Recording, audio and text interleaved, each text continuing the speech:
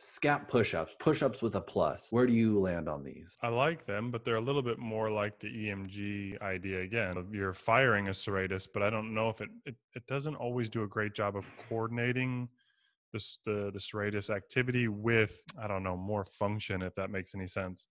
They're not bad. I mean, for some people, they just need to feel that ever, you know, Right. if you get, especially some, those kind of bilateral medial borders are off because the rib cage is so flat. I mean, they just need to feel what it's like to pull to approximate a scapula and a rib cage. So for them, I like it.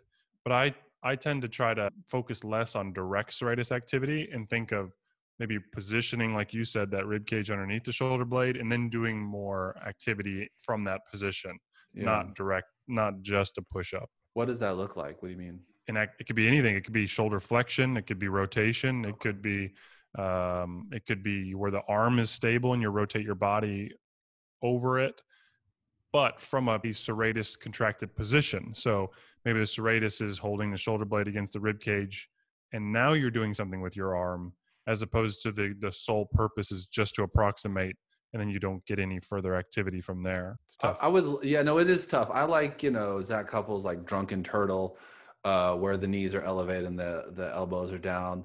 Or honestly, if you want to go Russian kettlebells for, some of this serratus, the arm bar, side-lying arm bar with the rotation, internal and external, you can sync it up with your breathing. The bear from Mike Robertson, at least that's where I heard it. Yep, DNS bear is also good. Same difference.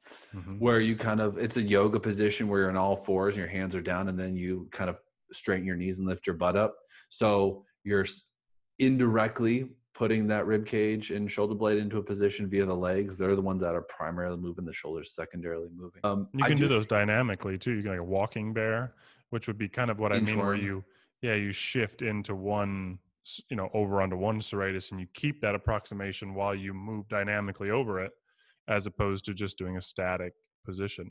I saw one from the Resilient guys. They did like an inchworm, but then they just kind of walked to the left and then walked to the right a little bit. Looked pretty brutal. Tried it, hurt. But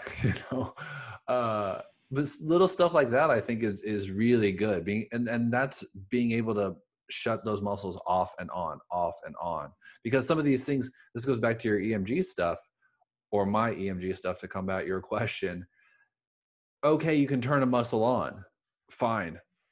Muscles need to go off, they need to go on. You need to use them in a myriad of positions. You know what I mean? So it has more to do with that control and that variability versus, and I think you're right with the push-up with a plus, just to get somebody to feel some things in a nice position. It's not a bad thing, but if you're a clinician at a high level, you should be able to give some more specific stuff. But you did mention the scapular pull-up. Maybe you can comment on that. Is it similar? No, I don't want to talk about that. No, well, I do think you actually said it before sarcastically, but I do agree with you in that, and we'll get to one more thing. We'll polish this episode off, but because it's so hard to do, like it's a late stage. Like I've probably cleared out your shoulder and you're about to be discharged and you're like, hey, what activities should I do to keep this shoulder this way? And I'll be like, yeah, scap pull-ups, fine. It's a late stage thing, man. If before you go to the Ida Portal camp in Bali or whatever, work on it. But like usually if you've got shoulder problems, it's not easy to do and you're probably going to pinch something. Last thing we have to talk about with shoulder blades, and then we're done here. Shoulder blade cues.